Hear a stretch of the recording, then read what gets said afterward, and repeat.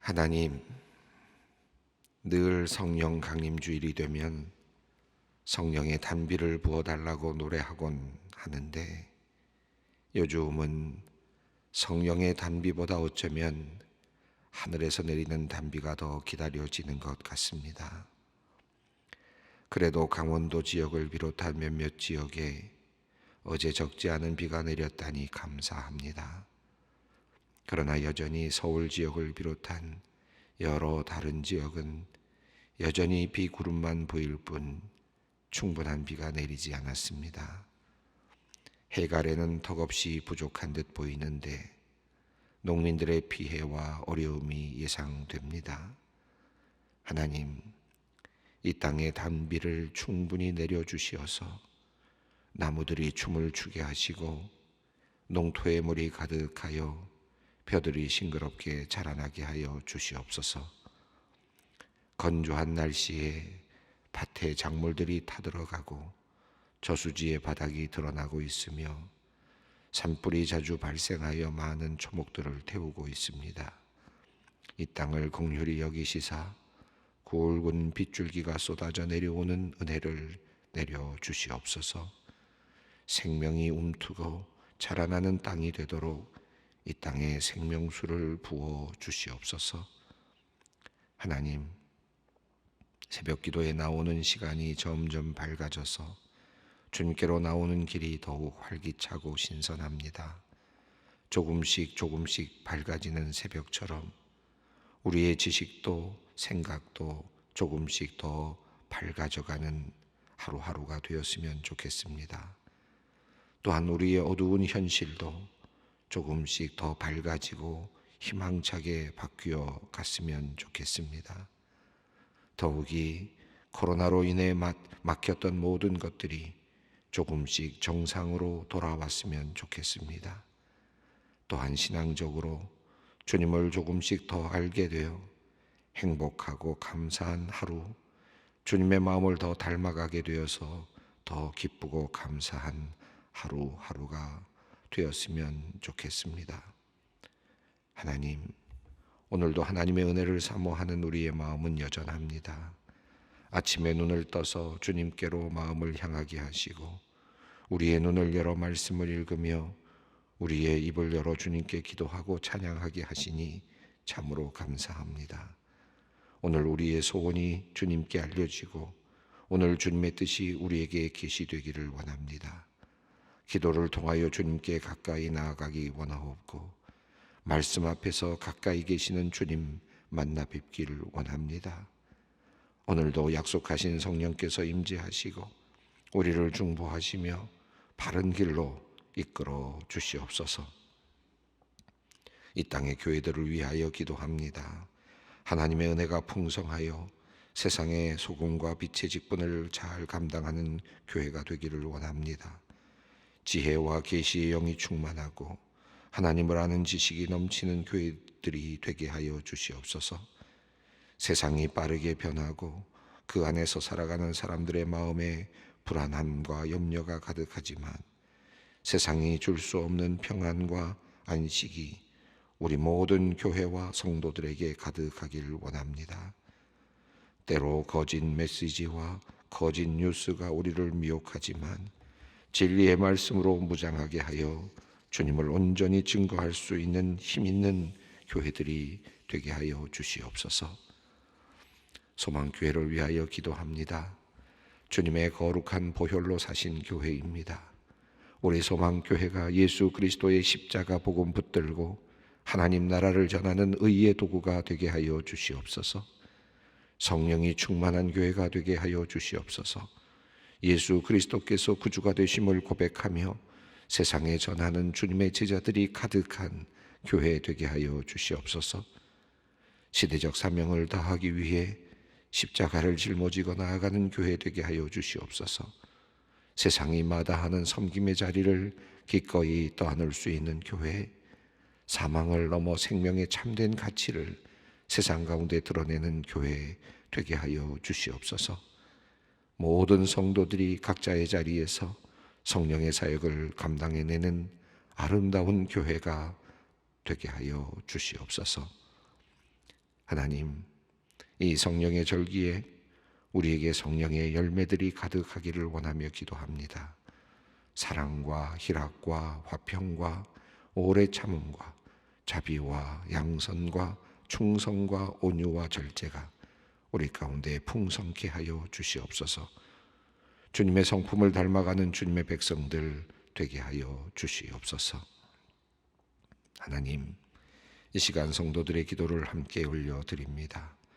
오늘 난소 난종 제거 수술을 받는 아내를 위해 기도하는 교육부의 교육자가 있습니다.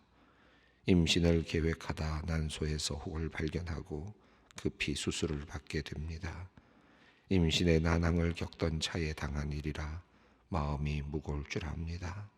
주님, 함께하여 주시옵소서. 위로하여 주시고 믿음을 강하게 하여 주시옵소서. 무겁고 두려운 마음에 함몰되지 않고 생명과 치유의 하나님을 믿음으로 붙들게 하여 주시옵소서. 수술의 준비부터 회복까지 모든 과정을 주님께 맡깁니다. 선한 길로 인도하여 주시옵소서. 무엇보다도 자식들은 여호와의 기업이요 태 열매는 그의 상급이라 하셨사오니 이 가정에 꼭 새 생명 또한 허락하여 주시옵소서. 지난주 건강검진 중에 대장에서 커다란 용종이 발견되어 오늘 조직검사를 하고 용종 제거 수술하는 위하여 입원하는 며느리를 위해 기도하는 권사님이 있습니다. 아직 젊고 건강한 며느리에게 찾아온 갑작스러운 소식에 온 가족이 걱정하고 있지만 이 일을 통해 온 가족이 함께 하나님께 기도하며 하나님의 도우심의 손길을 간구합니다.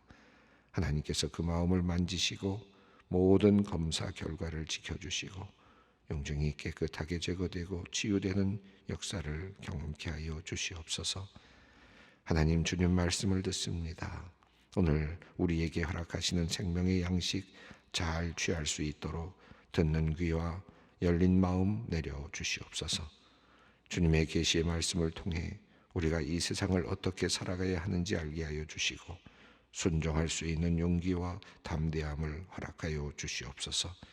기도로 시작하고 기도로 마치는 오늘 하루 가장 복되고 감사한 날이 되게 하여 주시옵소서. 예수님의 이름으로 기도드리옵나이다. 아멘. 오늘 주시는 말씀은 데살로니가 후서 2장 13절로 17절까지 말씀입니다. 데살로니가 후서 2장 13절로 17절까지 말씀 함께 봉독하겠습니다. 주께서 사랑하시는 형제들아, 우리가 항상 너희에 관하여 마땅히 하나님께 감사할 것은 하나님이 처음부터 너희를 택하사 성령의 거룩하게 하심과 진리를 믿음으로 구원을 받게 하심이니 이를 위하여 우리의 복음으로 너희를 부르사 우리 주 예수 그리스도의 영광을 얻게 하려 하심이니라. 그러므로 형제들아, 굳건하게 서서 말로나 우리의 편지로 가르침을 받은 전통을 지키라. 우리 주 예수 그리스도와 우리를 사랑하시고 영원한 위로와 좋은 소망을 은혜로 주신 하나님 우리 아버지께서 너희 마음을 위로하시고 모든 선한 일과 말에 굳건하게 하시기를 원하노라.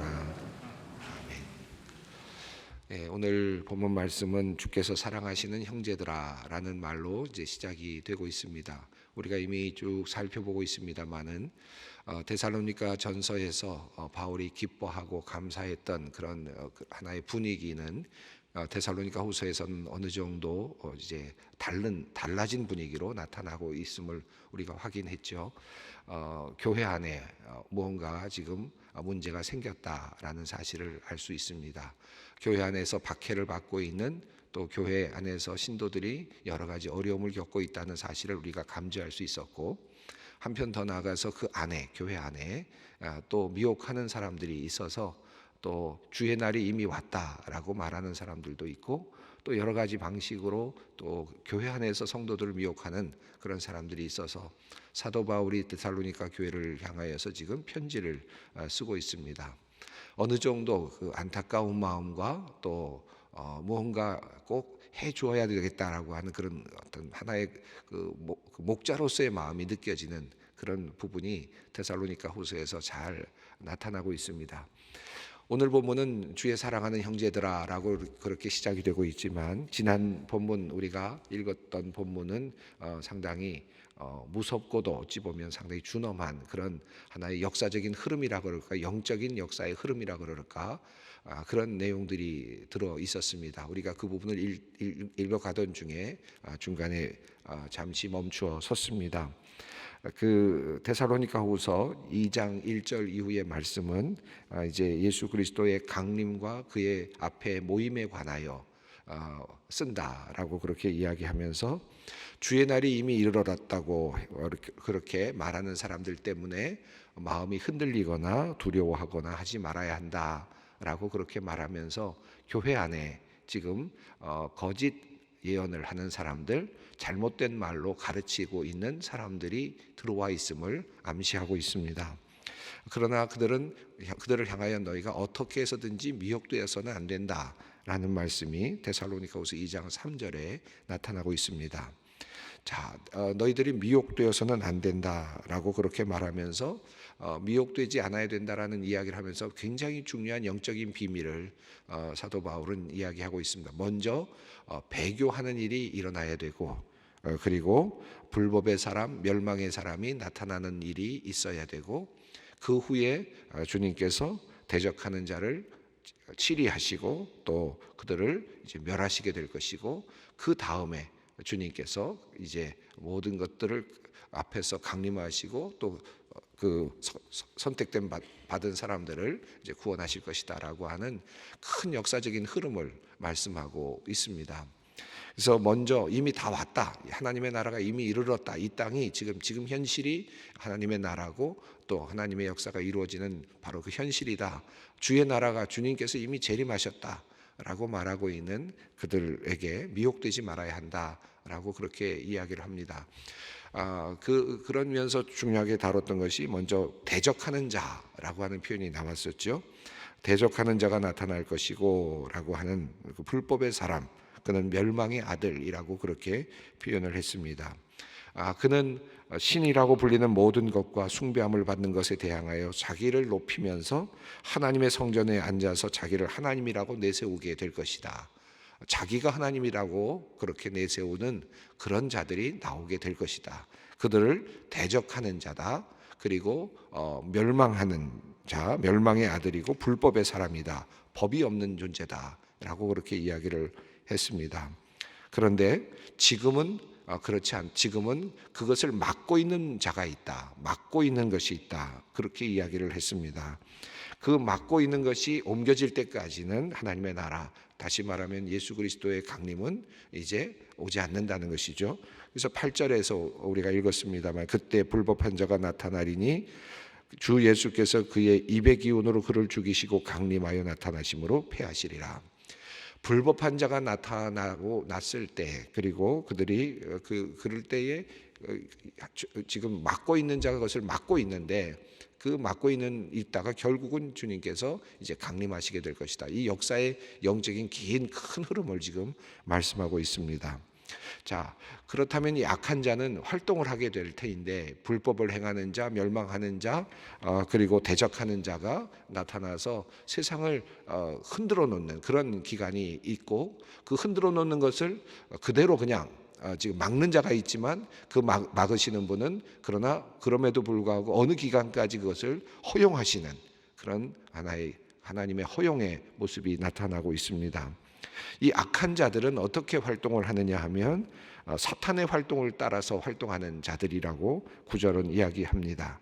모든 능력과 표적과 거짓 기적과 불의와 모든 속임으로 멸망하는 자들에게 이제 있을 것이다 라고 그렇게 말합니다. 진리를 사랑하지 않는 자, 여기 10절을 보면, 앞서 있는 본문의 10절을 보면 진리의 사랑을 이는 그들이 진리의 사랑을 받지 아니하여 구원함을 받지 못함이라. 그래서 진리를 사랑하지 않는다. 10절은 그들이 진리를 사랑하지 않는 자들이고, 그리고 12절을 보면 진리를 믿지 않는다라고 그렇게 되어 있습니다. 하나님께서 지금 그 악한 자들이 활동하고 있고, 그리고 불법한 자가 나타나는데 그것을 막는 자가 있음에도 불구하고 어느 정도 허용하고 계시는 이유가 있는데, 그것은 악한 자들이 나타나서 그들을 미혹하게 하는데, 그 미혹하게 하는 상황 속에서 미혹을 통해서 사람을 구별하시려고 하는, 심판하실 자와 구원하실 자를 분명하게 구별하시려고 하는 의도가 그 안에 있다라고 하는 하나님의 영적인 그 비밀의 법칙을 이야기하고 있습니다. 사실 이것은 우리가 참 이해하기가 어려운 말씀이기도 합니다. 물론 우리가 하나님께서 선악과를 만드실 때부터 하나님은 왜 그렇게 하셨을까? 라고 하는 질문을 던지는 그때부터 시작되는 질문이기도 합니다. 왜 하나님께서는 선악과를 만드셔서 왜 그렇게 아담과 하와를 죄로 몰고 가셨는가? 선악과를 따먹는 그런 일을 만들어 두셨는가? 차라리 이걸 두시지 않았더라면 다 하나님의 백성이 되지 않았을까? 그러나 하나님께서는 그렇게 하지 않으셨죠. 그에게 자유로운 의지를 주시고 정말 하나님과 같은 선택할 수 있는 모든 것을 종속되지 아니하고 그가 스스로 선택할 수 있는, 무엇보다도 하나님 자신을 선택할 수 있는, 자기를 만드신 하나님을 스스로 선택할 수 있는 자유를 허락하여 주셨죠. 그 모든 원리가 모든 그 인간의 삶 속에 끊임없이 계속되고 있는 것이죠. 그래서 우리 이 세상을 살아가는 모든 사람들도 하나님께서는 악에 노출될 수 있게 하셨고, 또 스스로 악을 선택할 수도 있게 하셨고, 진리를 사랑하지 않을 수 있게 하셨고, 진리를 떠날 수도 있게 하셨다는 거죠. 이 두 가지를 구별하기 위한, 하나님을 진심으로 사랑하고 진리를 사랑하고 그리고 진리를 믿는 사람들을 구속하시고 그를 속아내시기 위해서 하나님께서는 또 다른 악한 존재를 그냥 허용하신다. 일정 기간 동안 허용하신다. 그것을 이제 막는 존재가 있지만 그것이 결국 일정 기간 동안 하나님께서는 허용을 하신다라고 하는 영적인 하나의 비밀을 이야기하고 있습니다. 그래서 결국은 미혹되는 자가 나타나게 됩니다. 하나님께서는 그래서 일정 기간 동안 악한 자를 허용하시고 불법을 행하는 자를 허용하시고 멸망당하는 자들의 위세당당함을 허용하신다라고 하는 사실을 우리가 이 글에서 또 이 말씀 속에서 보게 됩니다. 그들의 활동은 어떻게 나타납니까? 능력으로 나타나고요, 표적으로 나타나고 기적으로 나타나고 모든 것들이 나타납니다. 기적도 보이고 그리고 능력도 보이고 표적들도 보입니다. 그런데 성경은 말하기를 거짓 기적과라고 표현했고, 그리고 그 모든 것들은 속임이다 라고 그렇게 이야기를 하고 있습니다. 사탄의 활동, 사탄의 악한 자들, 멸망한 자들의 활동은 바로 속임수로 일관되고 있다라고 하는 것입니다. 보이기는 그럴듯하게 보이는데, 나타남은 그럴듯하게 나타나고 있는데, 모두 마치 하나님의 능력이 있는 것처럼 나타나고 하나님의 현존이 있는 것처럼 보여지는데 사실은 거짓이다라는 말씀입니다. 그리고 그것은 속임수다라고 그렇게 말합니다. 자, 그래서 이 속임수로 나타나고 있는 여기에 미혹되는 사람들이 있게 될 것이다. 그래서 미혹의 역사, 11절을 보면 미혹의 역사라는 표현을 썼습니다. 이 미혹의 사역, 미혹하게 하는 사역을 그대로 두셨다. 하나님께서 허용하셨다라고 하는 말씀입니다. 조금 전에 제가 말씀드렸습니다만은 이 선악과의 이야기와 같은 맥락 안에 있습니다. 선악과도 역시 미혹의 역사가 있는 거죠. 미혹할 수 있는 그런 그 사역이죠. 미혹할 수 있는 하나의 중요한 하나의 그 근거가 되는 도구가 되는 것 아니겠습니까? 마찬가지로 끊임없이 인간의 역사 속에서, 그러니까 우리가 왜 아담과 하와가 선악과를 따먹어서 우리를 이렇게 힘들게 만들었느냐 말할 수 없는 겁니다. 우리도 우리 삶 속에서 끊임없이 이 미혹의 역사 가운데 들어가고 있고, 우리가 끊임없이 그것을 선택하게 된다는 것이죠. 이런 그런 영적인 상황이 묘사되고 있습니다. 그래서 하나님께서는 이와 같은 불의를 따라가는 사람들, 그리고 모든 능력과 표적과 기적을 보여주면서 속이는 자들을 따라가는 그런 사람들을 통하여서 멸망받을 자와 구속받을 자를 구별하시기를 원하신다라고 그렇게 표현하고 있습니다. 준엄한 이런 이야기를 하고 있는데, 우리가 이 말씀을 쭉 읽으면서 한 가지 생각하게 될 것이 있는데, 저도 이 글을 읽으면서, 이 말씀을 읽으면서 이런 생각을 합니다. 그런데 이것이, 이런 멸망을 당하는 자들이 어디에 있다는 말씀입니까? 교회 안에 있다는 것입니다. 지금 데살로니가 교회 안에서 일어나고 있는 자들입니다. 그래서 멸망을 당하는 자들, 미혹의 역사가 교회 안에서 또 사탄의 역사처럼 나타나면서 그들을 미혹하고 있다. 선택받은 사람들이 들어와서 예수 그리스도를 구주로 고백하고 지금 교회 안에서 지금 성장해 나가고 있는데, 그 안에 불법을 행하는 자들이, 악한 자들이 들어와서 미혹하게 하는 영으로 거짓 기적을 보여주면서, 능력을 보여주면서, 그리고 표적을 보여주면서 그들을 미혹시키면서 그렇게 활동하고 있다라고 하는 사실을 말씀하고 있습니다. 자, 이런 준엄한 상황, 지금 이런 어렵고 힘든 데살로니가의 상황을 지금 우리가 먼저 기억하면서 이제 오늘 본문 말씀 13절 말씀으로 이제 넘어가게 됩니다. 이런 지금 멸망을 당하는 자들이라고 하는 지금 그런 존재들과 대별해서 이제 주님의 사랑을 받는 사람들이라는 표현이 나오면서 이제 우리라는 표현이 또 나옵니다. 13절을 읽겠습니다. 주께서 사랑하시는 형제들아, 우리가 항상 너희에 관하여 마땅히 하나님께 감사할 것은 하나님이 처음부터 너희를 택하사 성령의 거룩하심과 진리를 믿음으로 구원을 받게 하심이니. 자, 여기서는 하나님의 주께서 사랑하는 형제들아 라고 표현하면서 구원받은 형제들을 말씀하고 있습니다. 이 구원받은 형제들은 바울이 말하기를 우리라고 그렇게 표현했습니다. 우리들이라고 하는 하나의 공동체적인 표현을 썼습니다. 주께서 사랑하는 형제들아, 멸망당하는 형제가 아닌, 그리고 미혹당하는 형제 사람들이 아닌 주께서 사랑하는 형제들아, 구원받은 형제들을 이렇게 표현하고 있습니다. 항상 너희에 관하여 마땅히 하나님께 감사한다 라고 말하면서 하나님께 감사한다 라고 말합니다. 왜냐하면 이 모든 일은 사실은 하나님으로부터 왔다. 하나님으로부터 왔기 때문이다 라고 그렇게 말씀합니다. 모든 구원은 결국 하나님의 의도와 하나님의 뜻 가운데서 이루어졌다. 우리가 선택된 백성이라고 하지 않습니까? 왜 하나님께서 이스라엘 백성을 선택하셨을까요? 이 아랍 백성을 선택하지 아니하시고, 왜 그 주변에 있는 또 다른 아랍 민족이나 다른 족속을 선택하지 아니하시고, 왜 하나님께서는 아브라함을 선택하셨을까요? 하나님의 주권입니다. 하나님의 뜻입니다. 그것을 우리가 뭐라고 할 수가 없는 거죠.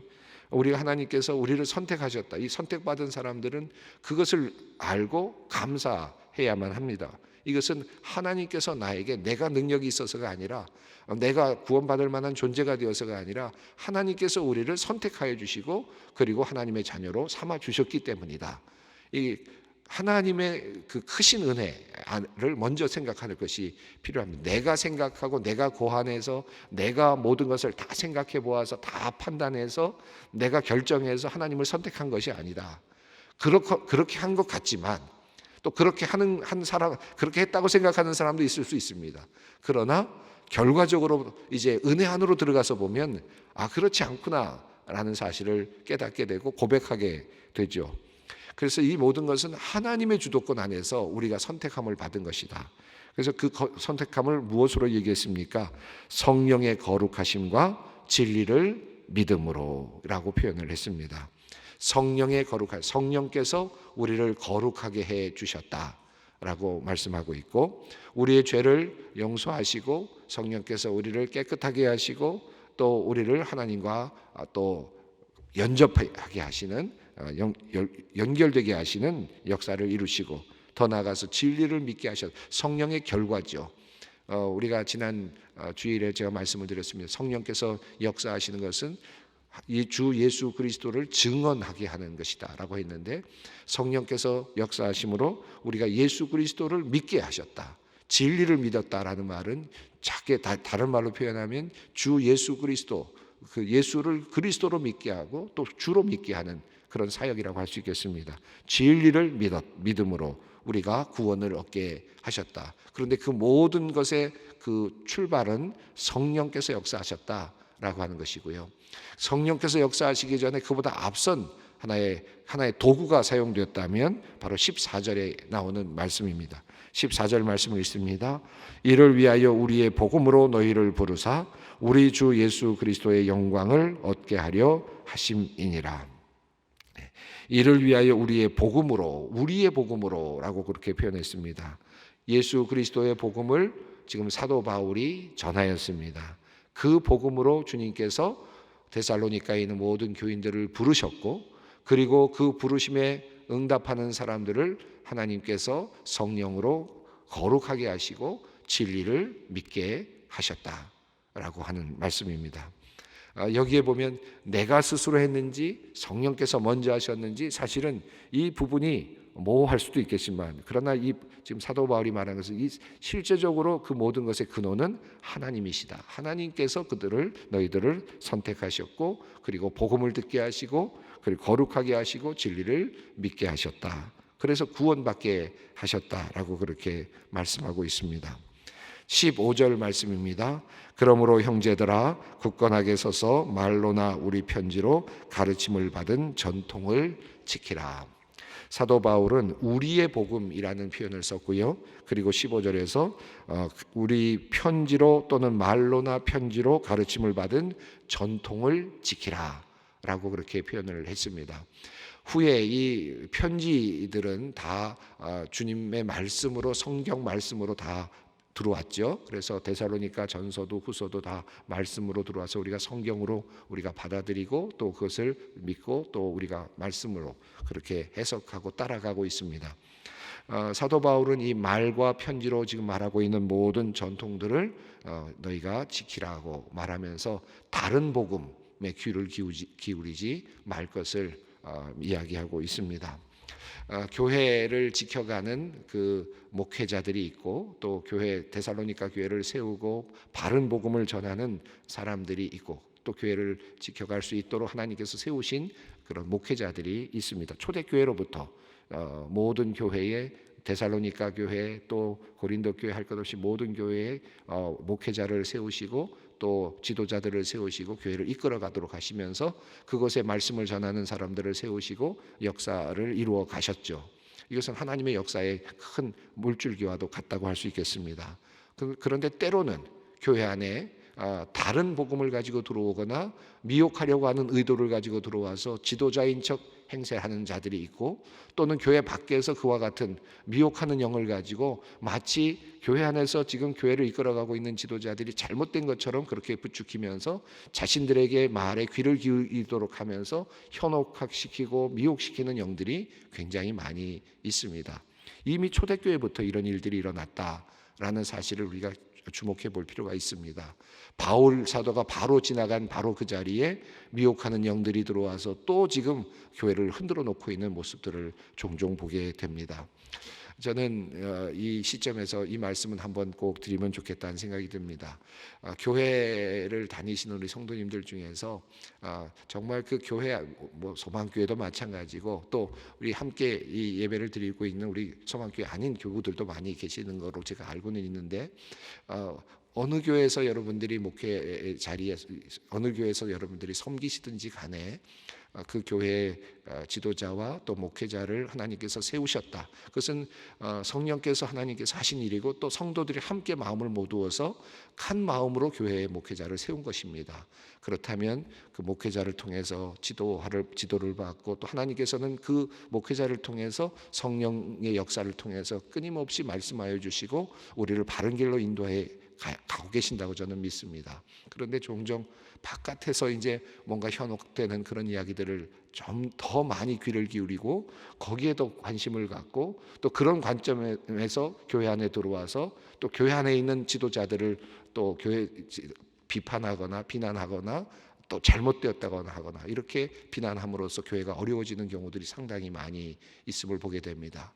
이 모습이 지금 데살로니가 교회에서 일어나고 있었던 모습이다 라고 해도 과언이 아닐 것 같습니다. 바울은 그와 같은 가르침을 멸망하는 자들의 현혹, 미혹이라고 그렇게 이야기를 하고 있습니다.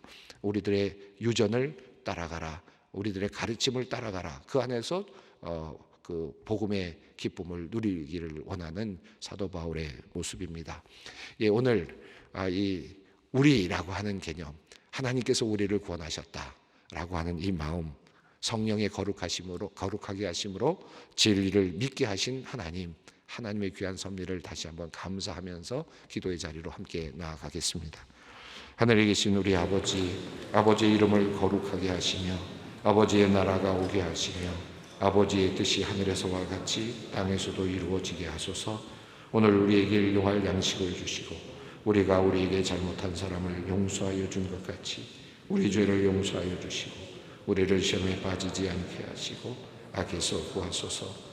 나라와 권능과 영광이 영원히 아버지의 것입니다.